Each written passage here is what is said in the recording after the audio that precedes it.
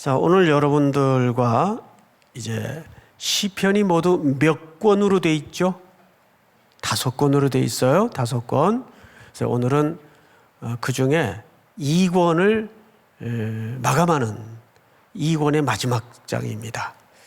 그래서 2권은 굉장히 그 의미가 좀 폭넓게 담아져 있어서 좀 여러분들이 이해하기에 좀 주제가 분명치 않아 보이고 좀 난해한 내용들이 좀 있는데 좀 오늘은 한 절 한 절 세세히 들어가기보다는 이렇게 좀 본문을 높이 올려놓고 하나님의 시선에서 본문을 좀 만나면 좋겠다라는 생각이 듭니다. 자, 우선 72편 시제가 뭡니까? 시제가 뭐죠?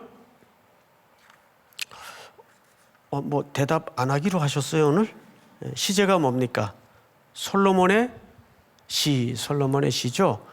이 솔로몬의 시라는 말은 그 원문을 보면 히브리 말로 리 슐로모 이렇게 돼 있어요. 리 슐로모 이렇게 돼 있는데 이 말은 이렇게 번역을 사실 해야 맞는데 직역을 하자면 솔로몬의 시 이렇게 돼 있지만 솔로몬에 대한 시, 솔로몬에 관한 시라고 얘기하는 게 시제상 맞습니다. 왜냐하면 이 내용은 솔로몬이 쓴 시라는 말이 아니에요. 솔로몬에 대해서, 솔로몬에 관해서 누가 썼을까요? 자, 우리 마지막 절 20절 한번 볼까요? 20절 다 같이 한번 읽겠습니다. 시작. 이새의 아들 다윗의 기도가 끝나니라. 그러고 보니까 오늘 이 시는 사실상 누구의 기도문입니까? 그렇죠. 다윗의 기도문이에요. 근데 다윗이 누구에 대해서 기도했다는 얘기일까요? 예, 자녀를 또는 자녀에 대해서 기도했다는 얘기예요. 그러니까 실질적으로 이 시의 저자는 솔로몬이 아니고 누구란 뜻이 되죠? 다윗이란 뜻이 됩니다. 다윗이 무슨 목적을 가지고 아들을 위해서 기도할 목적을 가지고 또 회중들에게 백성들에게 왕을 위해서 이렇게 기도해다오 라고 이제 아버지가 이 기도문을 남긴 거예요. 여러분 그 5월이 되면 아주 유명한 그 기도문이 항상 설교 시간에 단골 메뉴로 이렇게 등장하죠. 누구의 기도문입니까? 메가더 장군의 기도문. 그 첫 소절이 이렇게 되더라고요. 오 주여, 내 아이가 이런 사람이 되게 하소서. 약할 때 자신을 분별할 수 있는 힘과 두려울 때 자신감 잃지 않는 용기를 주소서. 이렇게 쭉 매우 길게 이 더글러스 메가더가 쓴 자녀를 위한 기도인데 보통 우리는 그냥 메가더 장군의 기도문 이렇게 부르잖아요, 그죠? 근데 그 영어 버전을 한번 찾아보니까 영어 버전에는 이렇게 돼 있어요. Father's Prayer. 그러니까 아버지의 기도예요. 그러니까 오늘 그렇듯이 이 시편 72편도 시제는 누구의 시?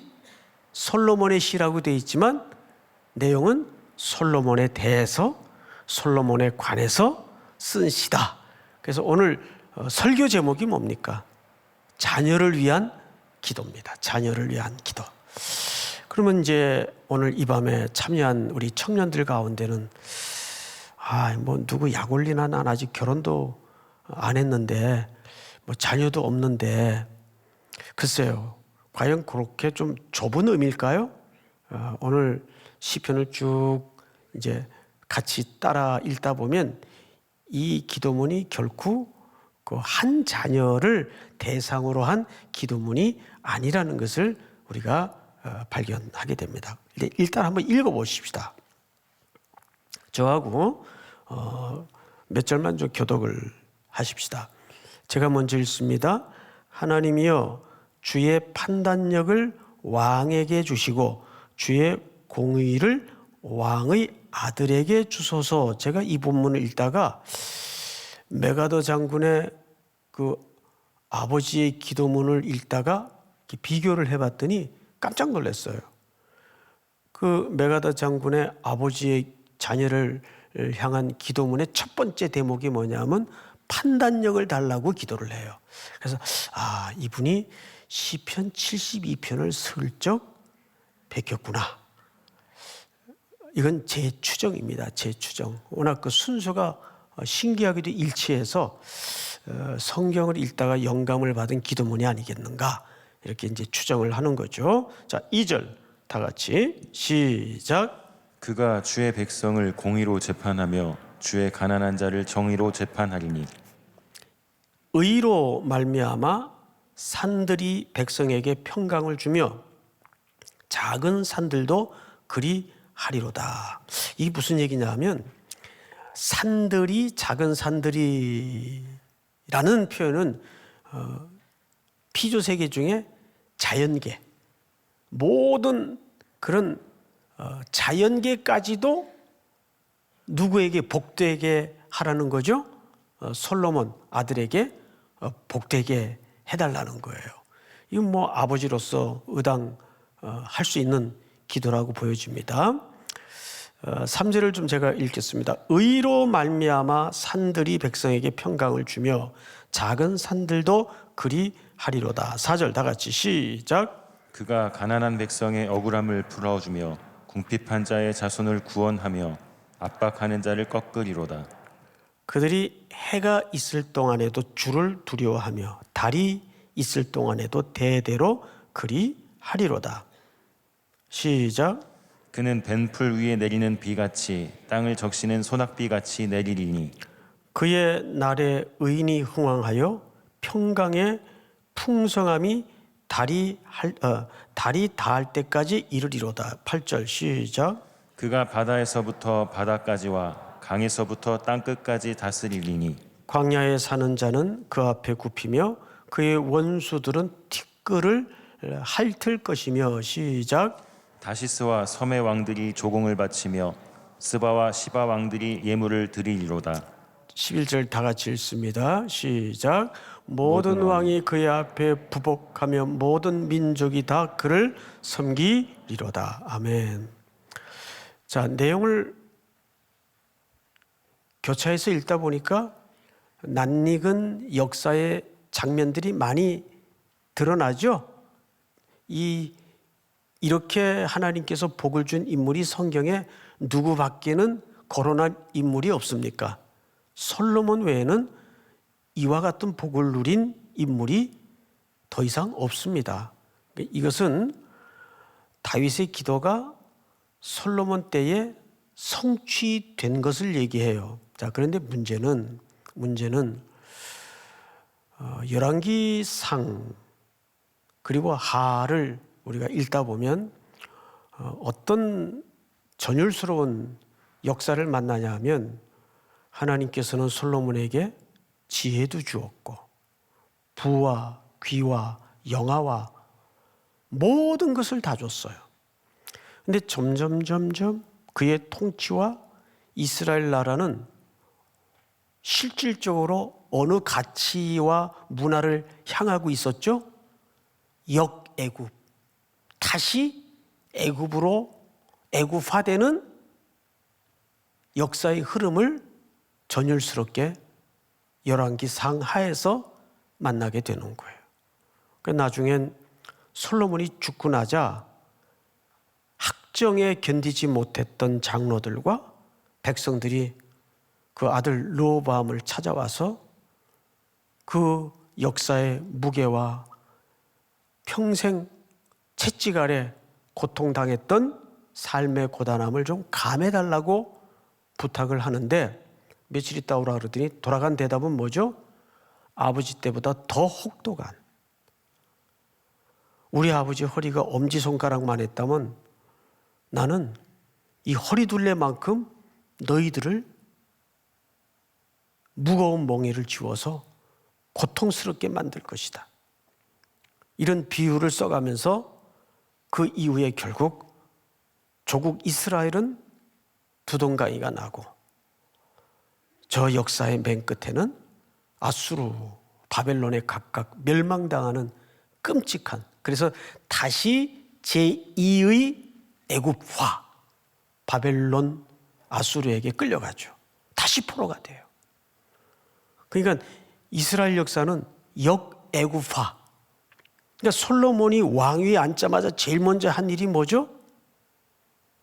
애굽의 공주를 정실 아내로 데려와서 왕궁과 버금가는 규모의 왕비의 집을 짓고, 왕궁 왕비의 집, 집무실, 성전까지 짓는데 거의 통치 기간 내내 갖은 은금을 다 퍼부어다가 이방 나라의 문명을 끌어들이고 1000여 명의 여인들을 곁에 두고 그들이 가지고 온 모든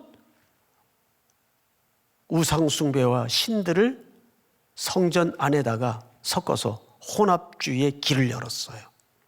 그리고 성전 안에 본격적인 우상숭배가 겸하여 드려지는 포문을 연 자가 누굽니까? 솔로몬이에요. 솔로몬. 그래서 솔로몬은 두 가지 메시지를 갖고 있네요. 어마어마한 하나님의 은총을 누린 인물에도 불구하고 그는 실패한 왕입니다. 그런데 그래서 역설스럽게도 그 안에, 그 인물 상징 안에 누구의 모형이 감추어져 있는 거죠? 오실 그리스도. 솔로몬이 모든 걸 갖춘 왕이었지만 그도 역시 참된 왕이 될 수 없었구나.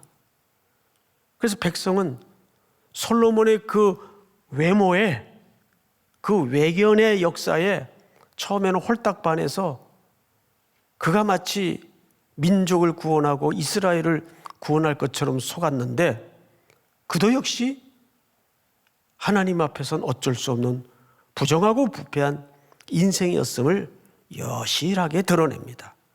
그러면서 이스라엘 역사는 계속해서 집요하게 누구를 목마르게 지향하게 되죠? 오실 그리스도.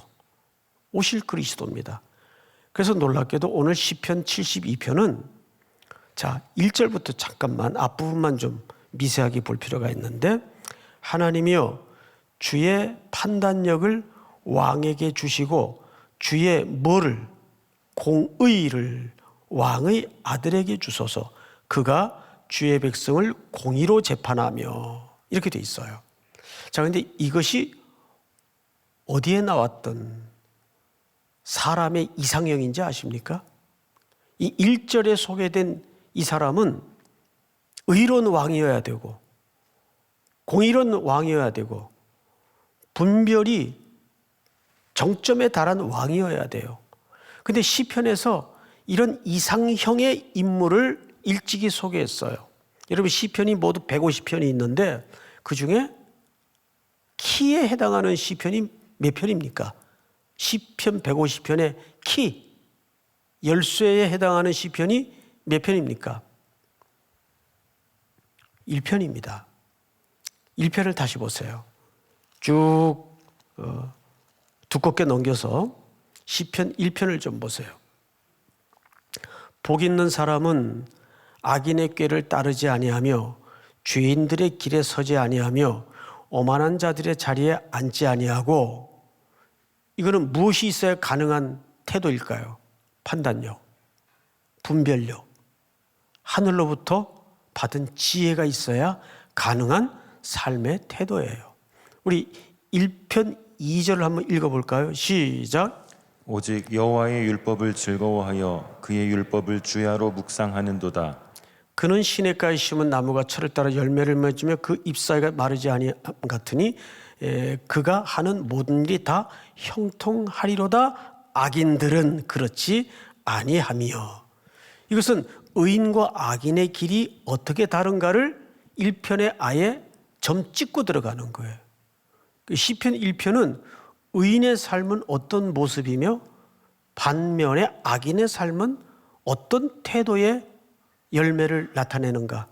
시편 1편은 시편 150편에 관련된 전체의 키예요. 그래서 시편 1편은 의인은 어떤 삶인가? 그 의인은 누군가? 그리고 시편 1편 다음에 뭐가 나옵니까? 2편이 나오죠. 2편을 보시면 잠 깨시라고 2편을 보시면 어찌하여 이방 나라들이 분노하며 민족들이 헛된 일을 꾸미는가? 세상의 군왕들이 나서며 관원들이 서로 꾀하여 여호와 그의 기름 부음 받은 자를 대적하며. 여러분, 이 편은 어떤 왕을 고대하고 목마른 시죠? 참된 왕. 세상의 군왕들이 아니라 우리의 슬픔과 우리의 압박과 우리의 약함을 구원해 줄 참된 왕. 그래서 시편 1편은 큰 그림으로 온전한 이상형의 의로운 자는 누구인가? 그 의로운 자는 2편에서 어떤 모습으로 등장을 하죠? 참된 왕의 모습으로 등장을 해요. 그래서 시편 2편을 메시아장이라고도 합니다. 그러니까 이렇게 이해하시면 될 것 같아요. 시편 1편은 참된 의인은 어떤 자인가? 시편 2편은 참된 왕은 어떤 왕이어야 하는가? 이것이 시편 1, 2편에 다 설명하는 거예요. 그것을 오늘 합친 시편이 몇 편입니까? 72편이에요. 2권 마지막 절에, 마지막 장에 그 설명을 하는 거예요. 그래서 오늘 시편 72편에서는 두 가지를 얘기합니다. 첫째, 의인은 어떤 모습인가? 그리고 참된 왕은 어떤 왕인가? 할렐루야. 이것이 오늘 결말에 이렇게 포개져 있어요. 참된 의인은 어떤 삶인가? 참된 왕은 어떤 모습이어야 되는가? 그런데 이상하잖아요. 제가 서론에 이렇게 말씀을 드렸었어요. 다윗이 아들을 위한 기도문이라고 말씀을 드렸어요. 그런데 다윗의 기도 속에 하나님의 계시를 통해서 사실상 누가 오실 것에 대한 목마름을 기도한 겁니까? 참된 의인, 참된 왕이 오셔야 된다. 그것이 솔로몬이라는 아들의 다 갖추어진 모습 속에서 완전한 타락을 성취한 솔로몬의 전 역사와 인생 속에 역설적으로 꿰뚫고 지나가는 겁니다. 결국 모든 시편은 저 끝에 보면 누구를 만나도록 이 말씀이 설계되어 있나요? 그리스도를 만나도록 설계되어 있어요. 믿습니까? 만왕의 왕 내 주께서 왜 고초당했나? 그래서 고초당한 거예요. 그러니까 이 시편 72편은 아주 뭐라 그러죠? 정교한, 이 한국말이 갑자기 생각이 안 나네요. 아주 정교한 신학적 질서가 담겨져 있어요. 자, 머릿속에 몇 가지 단어만 그냥 걸어놓으면 돼요. 첫째, 시편 1편에서 72편에서는 시편 1편에 참된 의로운 자는 누구인가? 그리고 시편 2편에 참된 왕은 누구인가를 72편에서 폭에서 설명을 하고 있다고요. 자, 그러면 참된 왕은 어떤 모습일까요? 우리 몇 절을 보시냐면 2절. 그가 주의 백성을 공의로 재판하며 주의 가난한 자를 정의로 재판하리니. 여기 이제 어떤 부류의 백성들이 등장을 하죠? 주로 가난한 자. 72편의 모든 소개는 이 가난한 자에게 왕이 어떤 태도를 갖느냐가 굉장히 중요합니다. 예수님은 이 땅에 참된 왕으로서 어떻게 오셨어요? 심령이 가난한 우리를 구원하기 위해서 오신 거예요. 그렇죠, 여러분? 여러분 70편 5절을 한번 띄워주실까요? 이거 중요한 구절인데 이번 특세 주제 구절입니다. 특세. 다 같이 한번 읽어볼까요? 시작. 나는 가난하고 궁핍하오니 하나님이여 속히 내게 임하소서. 주는 나의 도움이시오 나를 건지시는 이시오니 여호와여 지체하지 마소서. 자, 여기에서 나는 가난하고 궁핍하오니 하나님이여 속히 내게 임하소서. 주는 나의 도움이시오 나를 건지신 이시오니 여호와여 지체하지 마옵소서. 그게 무슨 얘기입니까? 나는 내 안에 자본이 없습니다. 즉 그 말은 내 안에 의의가 없습니다. 딸딸 끌고도 내 안에 내가 기껏 한 열심을 낸 것마저도 죄악을 열심히 행했을 뿐입니다. 누구의 고백이었어요? 로마서의 바울의 고백이었어요. 열심히 의의를 행하였으나 하나님을 향하여 죄를 더하였나이다.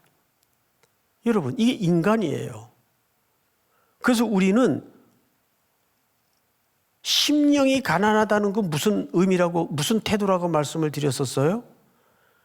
그리스도 외에는 저는 대안이 없습니다. 하나님 외에는 저는 길이 없습니다. 이게 심령이 가난한 상태예요. 이게 비천한 상태예요. 지금 여기 시편 72편에 등장하는 모든 가난한 백성은 지금 그런 상태입니다. 그리고 그 단어가 굉장히 많이 시편 72편 전체에서 등장을 해요. 또 4절을 볼까요? 그가 가난한 백성의 억울함을 풀어주며 궁핍한 자의 자손을 구원하여 압박하는 자를 꺾으리로다. 쭉 넘어가서 우리 9절을 한번 같이 읽어볼까요? 9절 시작. 광야에 사는 자는 그 앞에 굽히며 그의 원수들은 티끌을 핥을 것이며 다시스와 섬의 왕들이 조공을 바치며 스바와 시바의 왕들이 예물을 드리리로다. 모든 왕이 그 앞에 부복하며 모든 민족이 다 그를 섬기리로다.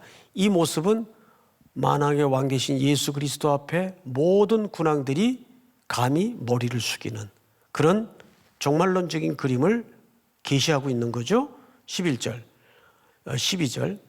그는 궁핍한 자가 부르짖을 때 건지며 도움이 없는 가난한 자도 건지며 13절 다 같이 시작. 그는 가난한 자와 궁핍한 자를 불쌍히 여기며 궁핍한 자의 생명을 구원하며 그들의 생명을 압박과 강포에서 구원하리니 그들의 피가 그의 눈 앞에서 존귀 여김을 받으리로다. 여러분, 그런데 솔로몬은 가난하고 궁핍하고 비천한 백성들에게 이렇게 했나요? 이렇게 하지 않았어요. 오히려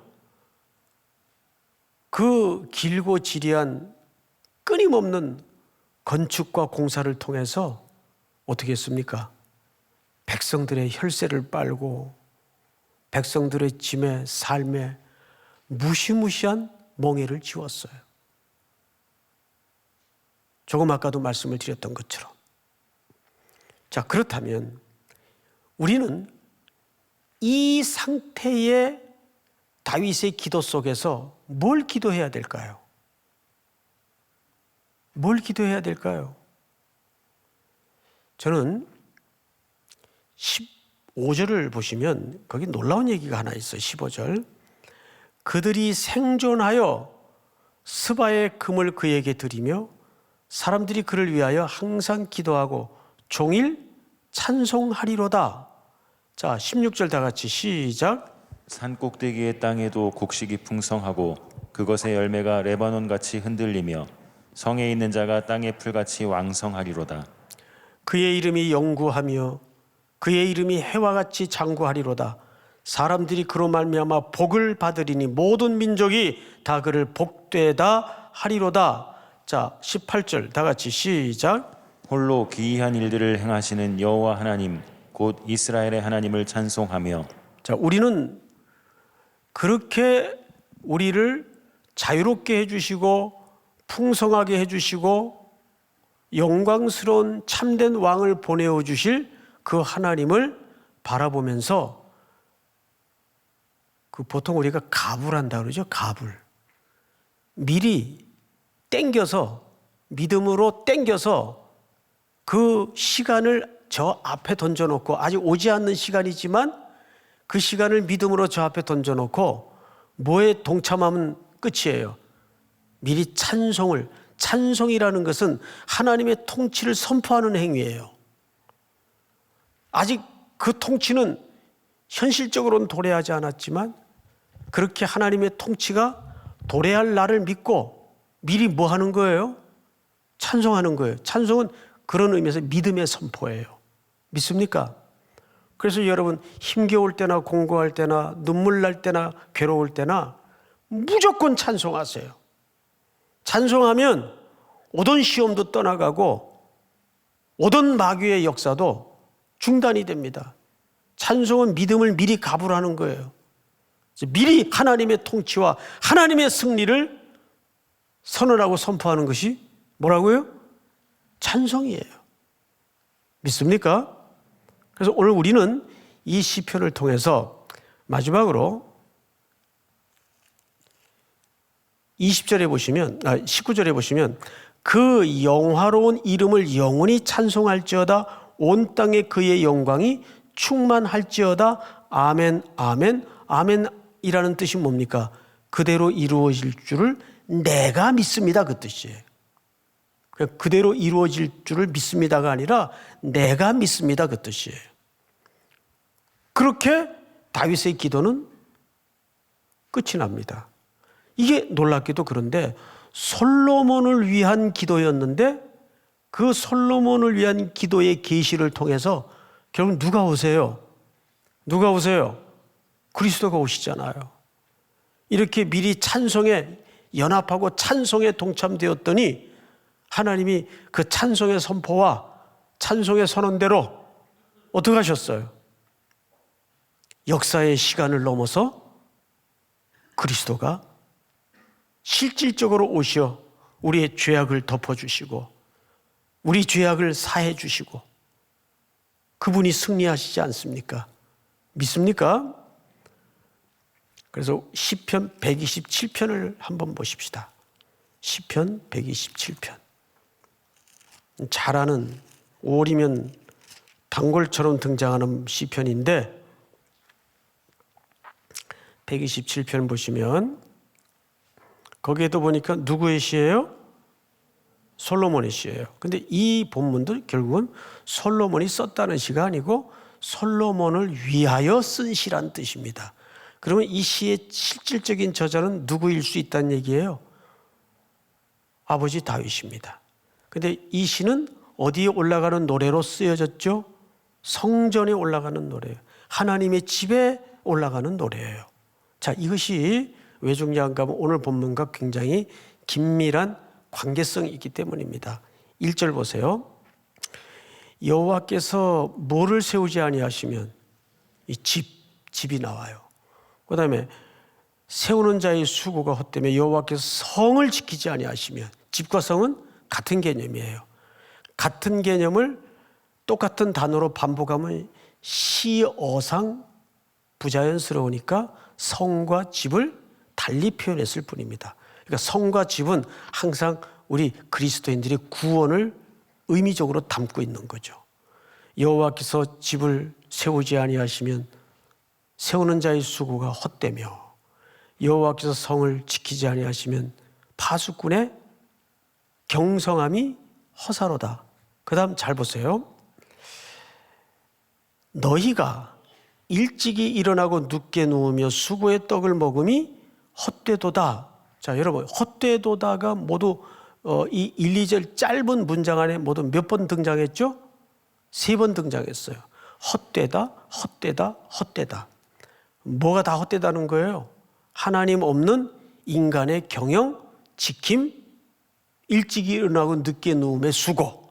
이게 하나님 없는 인생의 그 모든 경영은 다 헛되다. 헛되다라는 말을 어디서 우리 자주 만났죠? 전도서.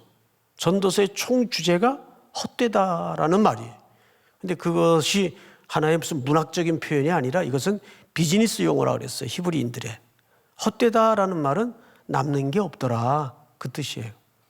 장사를 해보니까 우리 인생이 경영이고 장사 아니에요. 장사를 해보니까 하나님 없이는 남는 게 없더라. 그 뜻입니다. 완전한 헛됨을 얘기하는 거예요. 그래서 3번을 강조합니다. 자, 그러면 우리 3절 중반절에 보니까 이렇게 시작이 돼요. 그러므로라는 말은 앞에 이야기했던 결론일 수밖에 없는데, 그러므로 여호와께서 그의 사랑하시는 자에게는 뭘 주시는도다? 잠을 주시는도다. 그 앞뒤가 좀 안 맞죠? 여러분, 이 문장 자체가 어떻게 생각하세요? 이렇게 된 거예요. 앞을 보세요. 여호와께서 집을 세우지 아니하시면 세우는 자의 수고가 헛되요. 여호와께서 성을 지키지 아니하시면 파수꾼의 경성함이 깨어있음이 헛되요. 그리고 너희가 일찍 일어나고 늦게 누우며 수고의 떡을 먹음이 헛되요. 하나님 없는 삶은 완전한 절망을 얘기하는 거예요. 그러므로 여호와께서 사랑하는 자에게 뭘 줘요? 잠을 준다 그랬어요. 잠. 그럼 성경의 모든 잠은 뭘 암시하고 있습니까? 사내라는 말은 죽음이라는 뜻이 죽음. 그 사랑하는 자는 누구예요? 다윗에게 사랑하는 자는 누굴까요?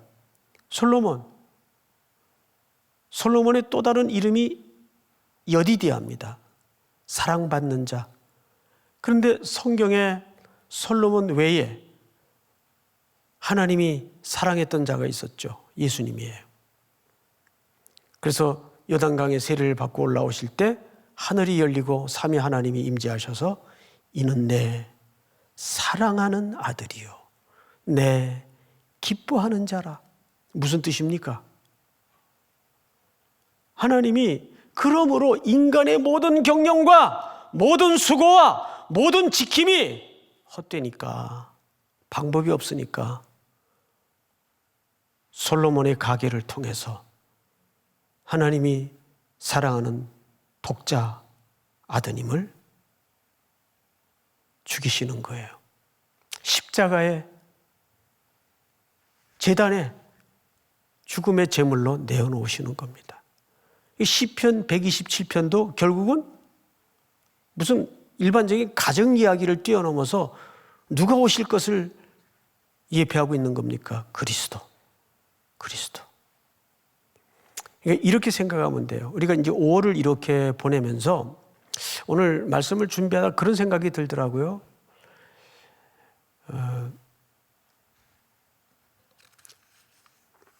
제가 우리 학교에서 나오는 총신신학대학원에서 나오는 그 잡지가 하나 있어요. 잡지. 신학 잡지인데 신학진암이라는 잡지가 있어요. 거기에 놀라운 자료 하나를 발견했습니다. 그게 뭐냐면 주기철 목사님이 인터뷰를 한 기사가 신학진암에 나와 있더라고요. 신학진암에. 그 질문이 내용이 뭐냐면 물론 이제 신학교에서 발간되는 잡지이다 보니까 목회자들에 대한 그 주제예요. 참된 목회자가 되려면 무엇을 갖춰야 됩니까? 물었는데 좋은 부모가 돼야 됩니다. 이 주기철 목사님이 하신 말씀이에요. 두 번째는 좋은 자녀가 돼야 됩니다. 그리고 세 번째는 좋은 남편과 아내가 돼야 됩니다. 이 세 가지를 말씀하시더라고요. 이 조금 우리가 이해하고 알고 있던 주기철 목사님의 캐릭터와는 조금 간격이 있는 대답이에요. 근데 왜 이런 말씀을 하셨을까 봤더니 결국은 논지는 그거예요. 좋은 가정이 되는 첫 번째는 좋은 부모가 되는 게 우선이에요. 좋은 부모가 되려면 자녀들을 어떻게 대해야 될까요? 간단해요.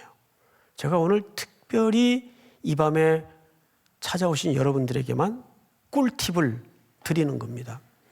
좋은 부모가 되는 비결은 하나님이 우리 가정에 자녀를 주셨을 때 하나님이 내게 보낸 자녀, 나한테 맡겨놓은 자녀다라고만 생각하면, 그것도 안 되면 얘가 예수다라고만 생각해 보세요. 어디다 욕을 해요? 예? 얘가 예수다라고만 한번 생각을 해보세요. 어디 손을 대요?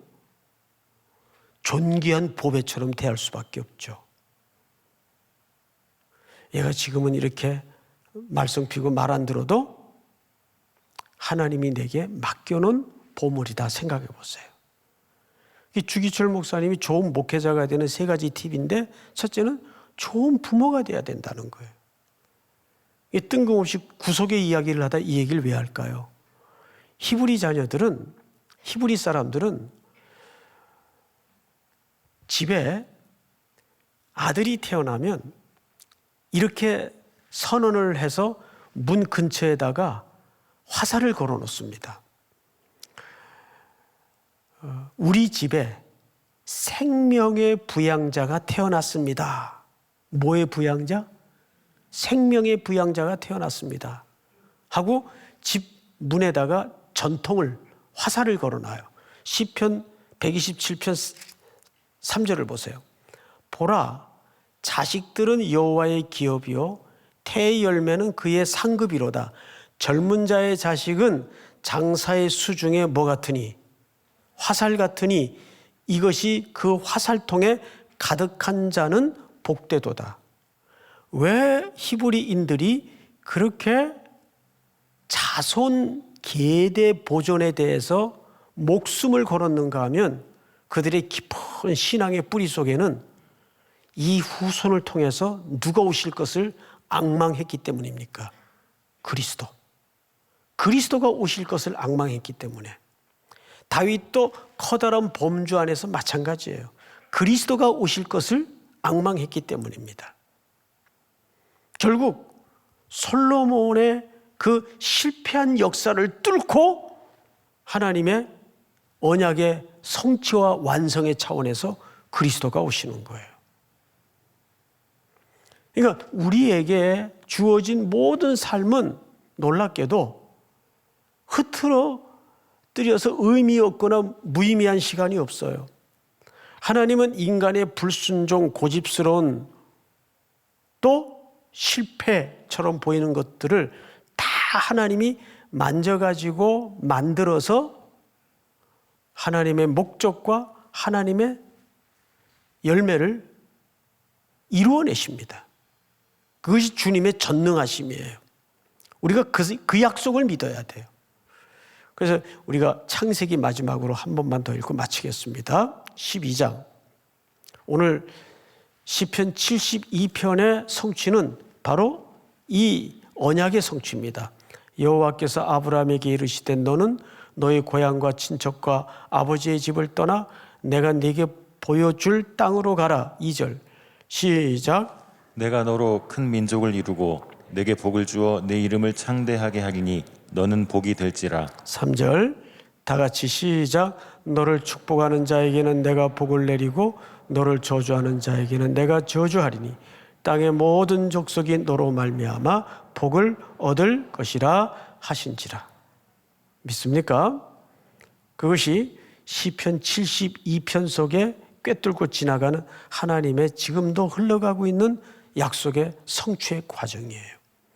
오늘도 여러분들의 실패처럼 보이는 자리, 연약함처럼 보이는 자리일지라도 하나님의 언약의 성취가 여러분 인생의 시간 속에 얹어져 있고 뚫고 지나가고 있는 겁니다. 믿습니까? 오늘도 그러한 삶의 주권을 주께 맡기고 하나님 앞에 오늘 말씀 붙들고 이겨낼 수 있는, 또 흔들리지 않을 수 있는 믿음이 더 견고해지는 복된 밤이 될 수 있기를 축복합니다. 우리 시간 다 같이 한번 통성으로 기도하겠습니다. 우리 한번 다 같이 눈을 감으십시다. 반주를 해주시고 제가 여러분들에게 한 2가지 제목을 좀 나누도록 하겠습니다. 첫째, 다윗은 자녀를 위해 기도했어요. 근데 그 아들 솔로몬은 모든 걸 다 누리고 얻었지만 실패의 역사를 거듭했습니다. 역설이죠. 근데 그 인간의 실패를 넘고 뚫어내고 그리스도는 참된 왕, 참된 의인으로 오셔서 우리를 위하여 자유를 주시고 소망으로 나아가게 하셨습니다. 여전히 마찬가지입니다. 오늘도 내 눈물, 내 실패, 내 연약함을 하나님께서는 뚫으시고 하나님의 일을 성취하시고 이루어 가실 겁니다. 여러분 그 약속과 그 사실을 믿으십니까? 오늘 주신 말씀 붙들고 또 여러분들이 이 밤에 가지고 나온 제목 놓고 우리 한번 주여 부른 다음에 통성으로 기도합니다. 주여